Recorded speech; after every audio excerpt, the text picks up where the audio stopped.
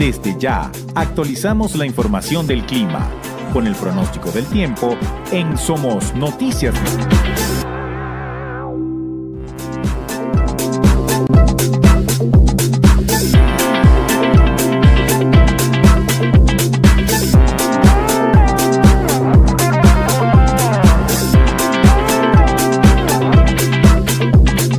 Hurricane Idalia has intensified into a catastrophic hurricane with winds near 130 miles per hour and has made landfall in the Big Bend area this morning. We send our thoughts and prayers to all of our colleagues and friends and neighbors up in this area. Pinellas County was spared by a direct hit. However, we did start experiencing dangerous storm surge and flooding impacts overnight. This flooding is expected to continue into this afternoon. High tides around the county will be starting at around 11:15 to about 4 p.m. The combination of our full moon that we have and the winds that will continue to push water onshore will cause ongoing flooding throughout the day. We are asking people to stay off of the roads until we can make an all-clear announcement later today.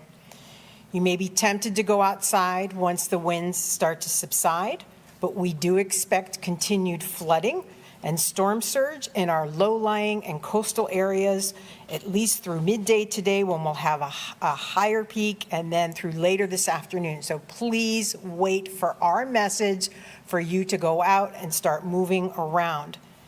This morning, we're working very closely with partners to prioritize life safety with rescues and assisting anyone who needs to evacuate from flooded areas.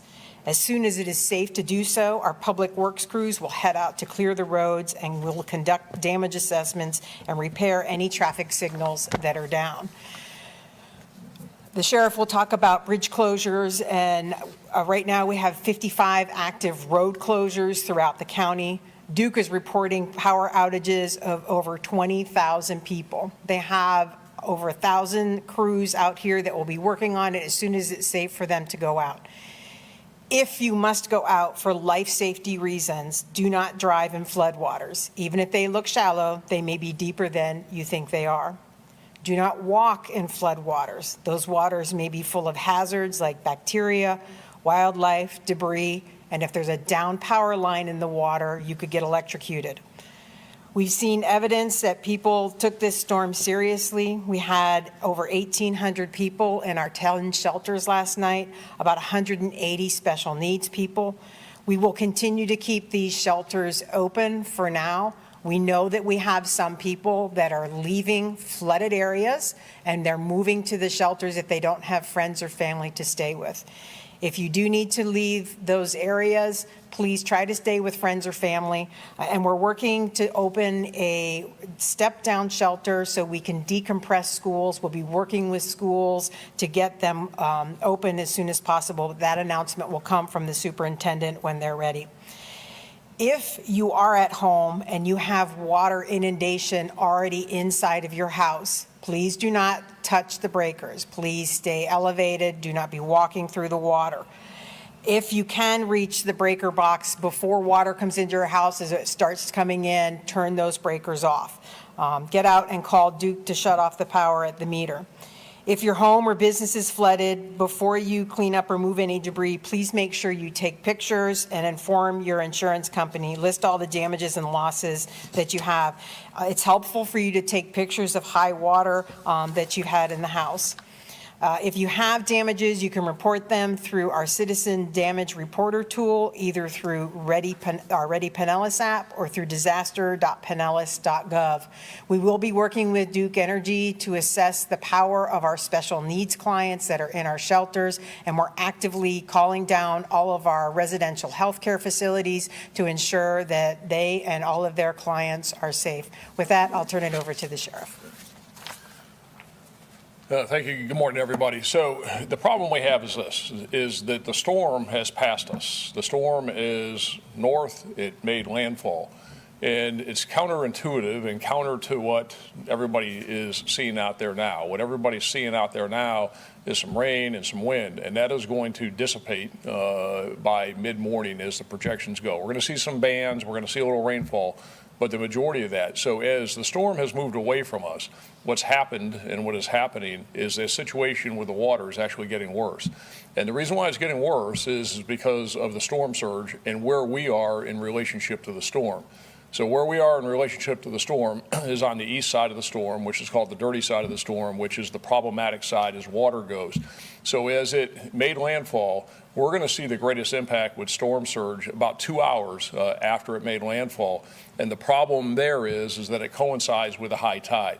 So we're going to see some peak water, especially in the Clearwater Beach area, the Gulf beaches, and then moving south. About 11:15 is where we're going to see peak, and that's going to stick around for probably about 4 or 5 hours. So the problem in Pinellas County is going to be, and we're already seeing it, is the Gulf beaches from about now until 3 or 4 this afternoon.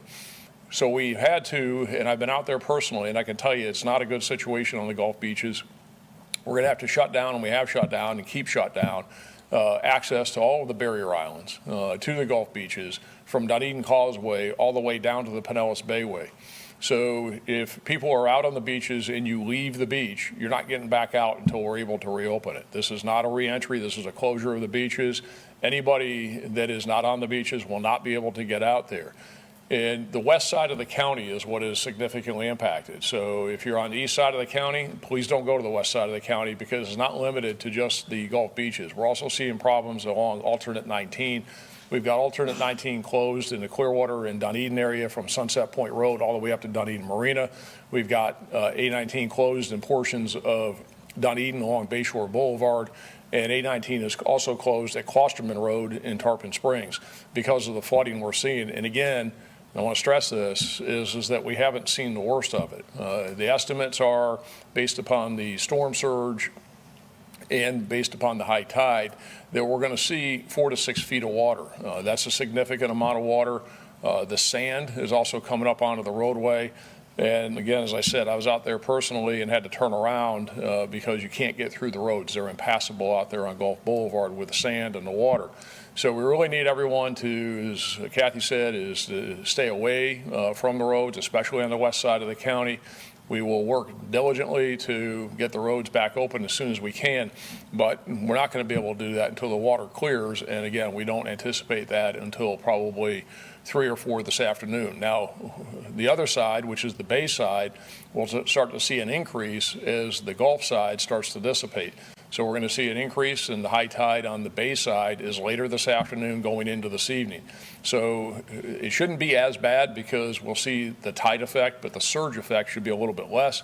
And so what that means is that in Mobley Bay, Oldsmar, Safety Harbor, Shore Acres, the area around the Bayside Bridge, all of that area is you're going to see high water. It'll probably be a few feet, but it won't be as bad as it was on the west side, the Gulf side, but it, again, is going to be something we have to watch and be careful of.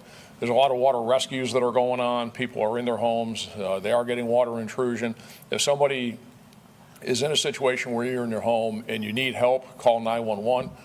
We have teams set up with high water rescue vehicles, shallow water boats, a combination of law enforcement, fire, EMS, and we actually have some National Guard personnel that have deployed at 7 sites throughout the county to do those rescues. So if somebody needs help, call 911. We'll get you out and get you to a place of safety. But what's really important, I keep saying it, but we really need people to help us with this, is don't try and get out to the beaches and stay away from the west side of the county. And we'll get these roads back open as soon as we can. So that's the situation that we're in right now, and we'll keep everyone updated. We appreciate everyone's cooperation. Do you have any questions? Sure. Do you see anyone are you getting reports from residents trying to leave the beaches, or has that not been happening? Some are, some are, and again, as they're coming off, they won't be able to get back on. There's been reports of rescues in a few places, especially down in the Madeira Beach area, up in Tarpon, a couple in the Palm Harbor area, where we are getting people off. And when we're getting them out of the houses, we're getting them off the beaches. So a few of those. So it's. We are getting some calls, and we do see some people that are leaving. And when did the roadways close? So we closed at about 6 o'clock this morning. We got everything shut down. It took a few minutes once we saw the impact of it. So we shut everything down from that area of Dunedin Causeway south to the Pinellas Bayway as of about 6 this morning. The other roadways, and most people are aware, they're probably seeing the media reports, but it's worth just reiterating, is Courtney Campbell Causeway, Howard Franklin Bridge, Sunshine Skyway have closures. The Gandy's open, and Hillsborough Avenue through Oldsmar, Tampa Road is still open. We're monitoring that for traffic, and we'll do everything we can to keep the traffic flowing so that people can get back and forth as they need to. But again, later this afternoon, we'll have to see what happens, especially in that upper Tampa Bay area, Oldsmar area, what happens with the water. Don't anticipate it's going to be a problem, but we'll keep an eye on it. And any damage reports been just yet, or? Yeah, I mean, there's damage and there's water intrusion going into mainly water. There's been wind, but it's mainly water. There was water intrusion, I can tell you, into businesses, certainly residences. I saw it personally out there on the beaches this morning, where some of the hotels, the water was going underneath the front door up there, and it's going to get worse. And this is where it's a concern, because right now is not the worst of it. The worst of it, and where we're going to see the maximum water, is after 11 o'clock this morning, and that maximum water is going to be sustained until about 3 o'clock this afternoon. And in some areas, and by the best estimates, what they see now is actually going to be double what it is now. So again, it's not what they're seeing up in Taylor County and Levy County and some of those places, thank goodness, and of course we feel for them, but it's still going to be significant, it's going to be impactful. Again, to the point where people won't be able to move around, they can't drive. All right, well, thank everybody for helping us with this. We'll keep everyone updated, and we'll get back with any more information as needed.